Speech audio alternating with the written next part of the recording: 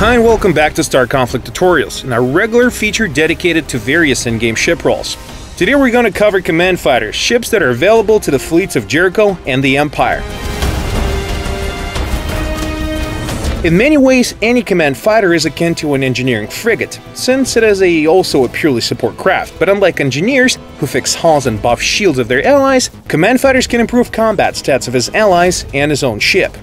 Yes, the Imperial ships of this role survive mostly thanks to their hulls, but Jericho's counterparts use their shields instead. But otherwise, the gameplay on these vessels is quite similar, so let's get on to combat skills. Coating Polarizer is a module that has two operational modes, passive and active. In the passive mode, your Polarizer increases hull damage resistance of your own craft and all of your allies within a small radius around you. The module can be set to active mode, which lasts for just 10 seconds, but the effect is increased several times over. Then it's back to passive mode as usual. This module is good for pretty much any team out there. The shields are bound to run out sooner or later, even if you fly for Jericho. The next module available is Aegis System, which is similar to Coating Polarizer, but it affects shields, not hulls. A perfect choice for crafts of Jericho and quite a decent pick for the Federation ships too. But alas, the Empire will have very little use for this module, since your shields are likely to be long gone by the time you activate this skill. For those who did install the module regardless, we recommend activating it as early in battle as possible while most of your allies have their shields operational. Down the list is Gravity Scanner, one more passive aura which can also be set to active mode for a short time. But in this case, we're going to be boosting our speed. This pick is absolutely vital when fighting guard frigates. An activated scanner makes mass propulsion inhibitor nearly useless. Also, you won't have to worry about your allies having their adaptive shields turned off. A timely activated gravity scanner can save many lives and turn the tide of many battles in your favor. Yet another module that can seriously benefit your team as a whole is Valkyrie System.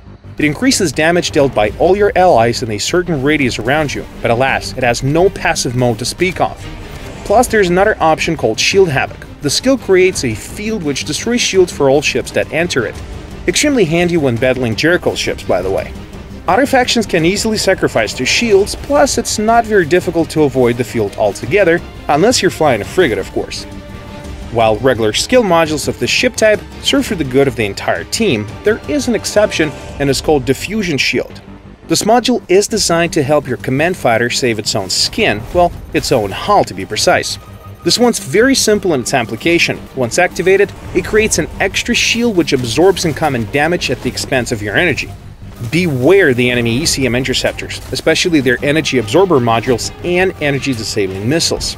Plus, don't try using your afterburners while the shield is active, since you will burn through your protection faster than the enemy could ever hope to. Now let's take a peek inside our missile bay. Here we have a very pleasant surprise awaiting for us. Enter the missiles with ion beam warheads.